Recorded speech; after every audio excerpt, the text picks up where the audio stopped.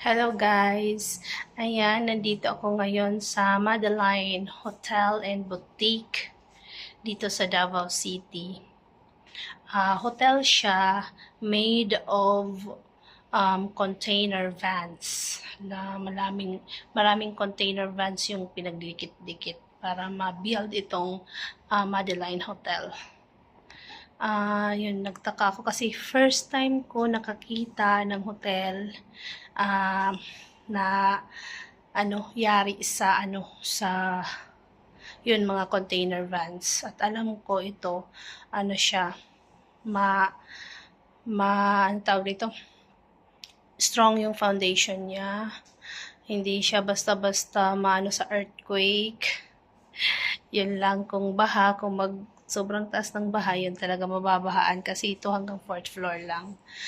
So anyway, i-tour ko kayo ngayon sa aking room dito sa Madeline Hotel and Suite. Boutique and Suite. Yun. So enjoy! Ayan guys, from the main door, meron dito yung sa main power. Ito, may full body mirror. And then, dito yung CR.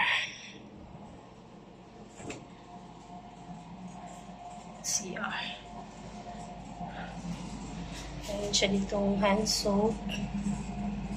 Ayan, tissue.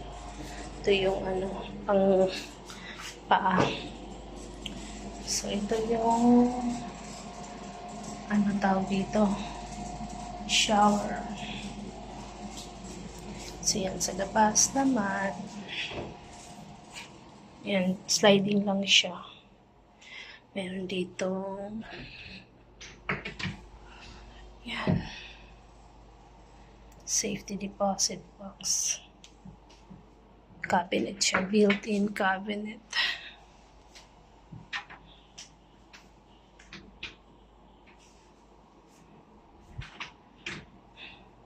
Nagamit ko na yung isang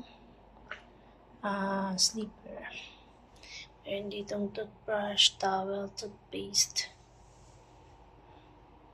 Meron dito silang picture.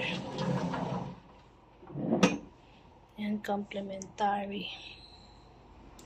So, TV. Ito, built-in cabinet. With chair. Aircon. Tingnan nyo guys. Yan. Nila. Yan. Container. Ito yung single bed. With ganito pa. Maganda. Single bed. Ito double bed. Yan. Good for 3 persons to guys. Pero isa lang ako. So ito yung spacious naman siya guys. Spacious. So, yun guys.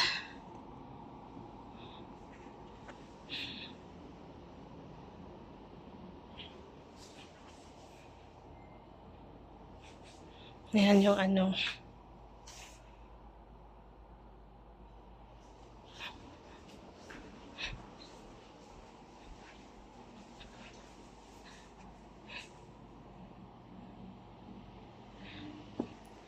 So, yun guys. Yun lang yung room tour ko. Nakita nyo naman. Maliit lang din pero okay na. Para iba naman. Kakaiba kasi ito guys. Kaysa sa ibang hotel na napuntahan ko.